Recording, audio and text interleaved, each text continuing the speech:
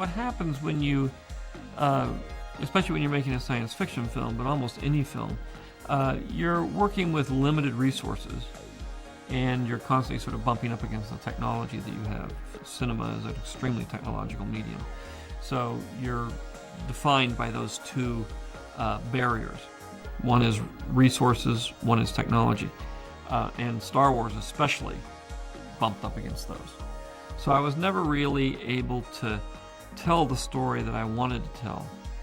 I had to self-censor the story down to something I knew could be done given the technology I had available. And I would push it occasionally. I'd develop a way of panning in outer space. I would develop a way of creating a 2.5 foot high character that could act. And, you know, really, so at that point, really challenges. But at the same time, I was frustrated. And I got the film finished somehow, but it wasn't finished to the level that I'd want it to be finished. And Lucas's actions with the special editions are ironic, not only because of his 1988 testimony, but also because of the enduring principles of the National Film Preservation Act. By revising Star Wars, Lucas effectively blurred the line between preservation and revision, challenging the very ideals he had helped to establish. Lucas's story also reflects broader challenges in the film industry. The rise of digital technology has made it easier than ever to alter films, whether for restoration or revision.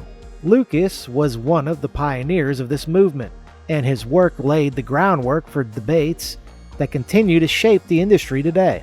For example, filmmakers like Ridley Scott and Francis Ford Coppola have also revisited their work, creating director's cuts of films like Blade Runner and Apocalypse Now.